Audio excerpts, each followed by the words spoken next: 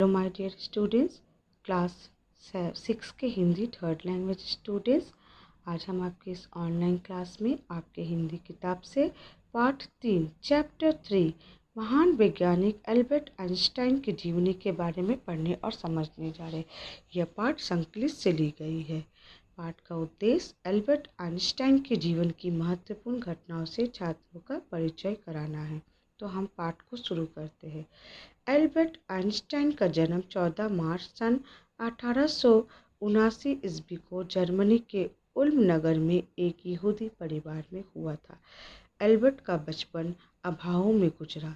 बचपन में उनमें कोई विशेष योग्यता भी नहीं दिखाई देती थी। उन्हें बोलना भी देर से आया। उनके पिता हरमन और माता पोलिन तो घबरा ही गए थे कि कहीं एल्बर्ट गूंगा बहरा ना हो। उनकी आर्थिक स्थिति भी ऐसी नहीं थी कि वो किसी अच्छे चिकित्सक को दिखा पाते। इधर एल्बर्ट के सुस्त विकास से उन्हें अंतर्मुखी और संकोची बना दिया। साथ ही अकेले अलग थलग रहने और ना खेलने की प्रकृति ने जैसे उन्हें गंभीर और चिंतक बना दिया था। एल्बर्ट की प्रारंभिक शिक्षा म्यूनिख में हुई। स्कूल के नाम से घबराने वाले एल्बर्ट घर में पिता द्वारा दिए गए चुंबकीय कंपास और ज्यामिति के खेलों में खो जाते। उनके चाचा याकूब उन्हें नित्य नई गणित की पहेलियां समझाते रहते, जिससे गणित और विज्ञान एल्बर्ट के प्रिय विषय बन गए। एल्बर्ट ने स्नातक की उपाधि ज्यूरिख विश्वविद्यालय से प्राप्त की। एल्बर्ट को अब एक नौकरी की सख्त जरूरत थी।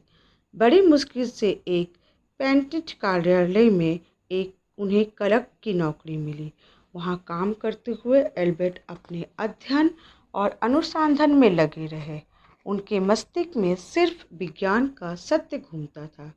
उनके एक एक करके 5 लेख भौतिकी के अंतर्राष्ट्रीय शोध पत्रिका में प्रकाशित हुए। इन लेखों के छपने के बाद शोहरत के साथ साथ उन्हें सम्मान भी मिलता गया। सन 1905 ईस्वी में इन्होंने सापेक्षतावाद का सिद्धांत प्रस्तुत किया। आइंस्टाइन के इन सिद्धांत ने भौतिकी में क्रांति उत्पन्न कर दी। भौतिकी की प्राचीन नियमों के अनुसार यह एक स्वीकृत तथ्य था कि पदार्थ मैटर को ना तो उत्पन्न किया जा सकता है और ना ही उसे नष्ट किया जा सकता है। आइंस्टाइन ने खोज की कि पदार्थ को ऊर्जा में और ऊर्जा को पदार्थ में परिवर्तित किया जा सकता है। आइंस्टाइन अपने युग के महान वैज्ञानिक ही नहीं बल्कि सत्य के पुजारी भी थे। इनका कहना था कि मनुष्य की सेवा से बढ़कर कोई दूसरा कार्य नहीं है। वे गांधी जी के बड़े प्रशंसक थे। उन्होंने कहा था, आने वाली पीढ़ियों में लोग मुश्किल से विश्वास करेंगे कि इस धरती पर गांधी जैसा कोई व्यक्ति सचमुच रहा था।